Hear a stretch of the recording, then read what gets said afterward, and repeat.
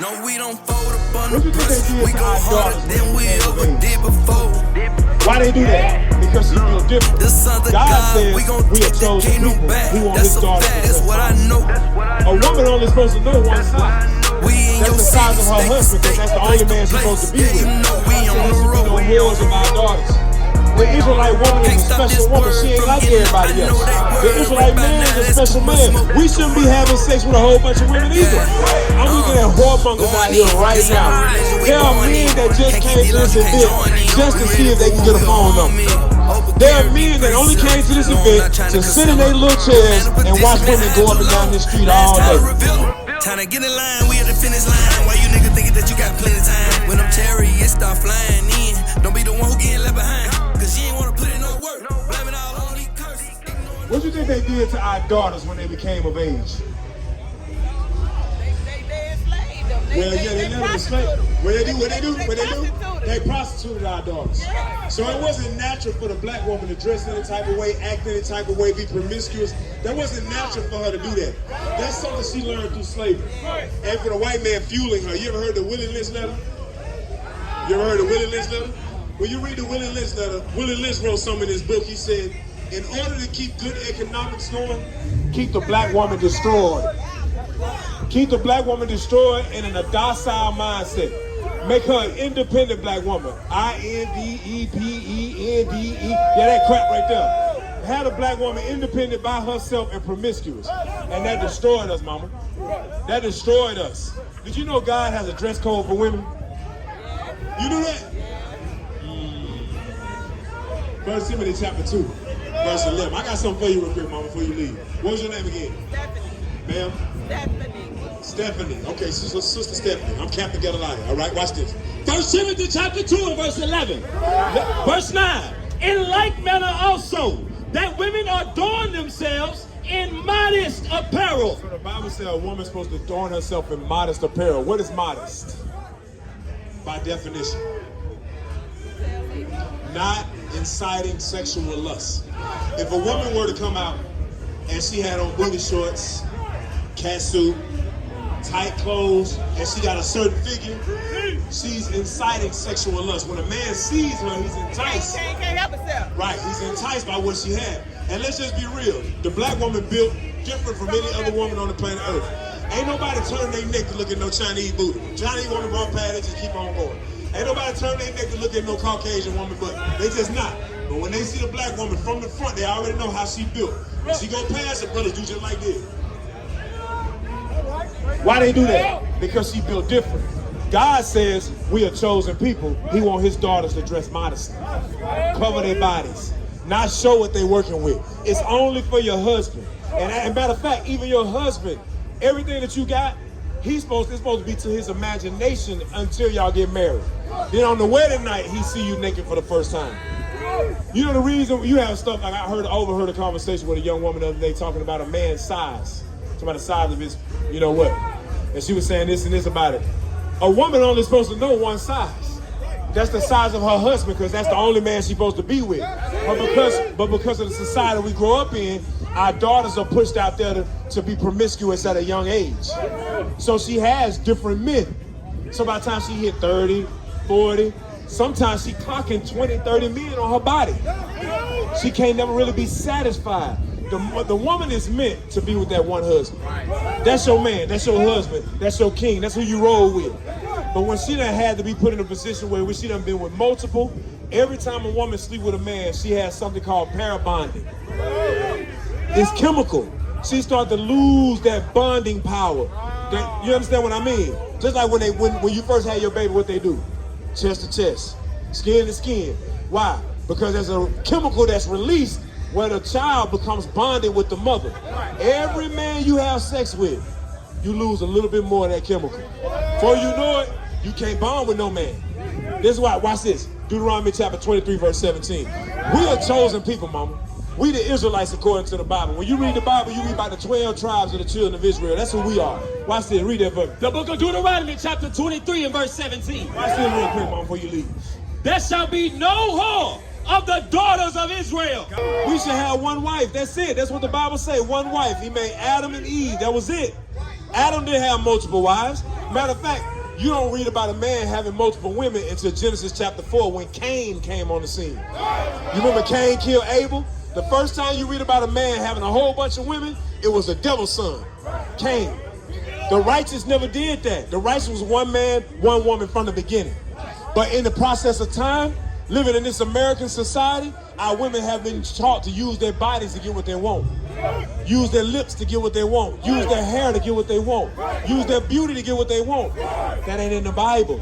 You understand? They call it, no, there's another one they call, sexual revolution and feminism. Then you got one more, it's called, what they call it, when you, liberation, sexual liberation.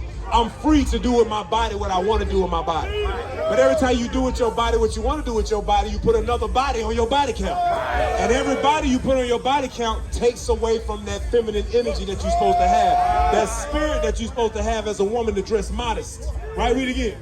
There shall be no whore of the daughters of Israel. Our women ain't supposed to be whores. Our women special women. A brother's got to work to get with our woman. That's how it's supposed to be. A brother got to work to get with the black woman. But nowadays, it ain't like that. Nowadays, it's just, she beautiful. She look good to me. I'm going to go shoot my shot. You understand what I'm saying? And it happened. And within a week or two, sometimes the same night, they having sex. That ain't biblical, mama. The Bible is about marriage. This is the reason we not blessed in our communities, because we don't believe in marriage no more. We believe in, hey, look, she fine. I ain't got no woman right now, or even if I do, I'm gonna cheat with my girl with her. That ain't in the Bible. You got Hebrews 13 and 4. Let me show you what God said. This is why the black community not being blessed right here.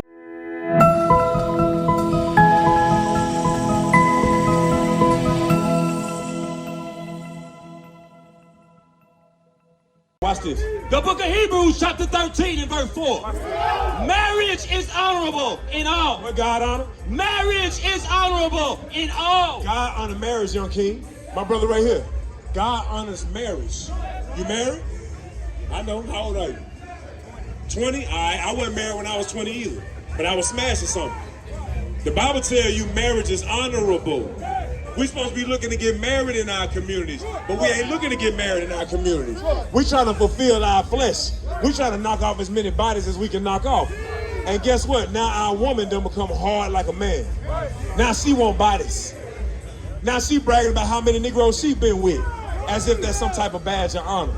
That's not a badge of honor. Watch what the Bible said. Read it again. Marriage is honorable in all. The Bible said we're supposed to be honoring marriage in the black community. Why do you think Memphis, Tennessee, top 10 in STDs? Every other woman you might be with in Memphis might got something. Every other man that y'all sleeping with in Memphis might have that package. And y'all put y'all life on the line every single night. Go to the club, go to Beale Street. Put your life on the line at the club knowing a nigga might get the shooting. Then you leave the club and go sleep with a woman who might got that package. You put your life on the line for sin. We willing to die for sin instead of just following what God says. God says marriage is honorable. Watch this. And the bed undefiled. With your wife, you can do what you want to do behind closed doors. That's your wife, right? Go ahead. But whoremongers. But a whoremonger.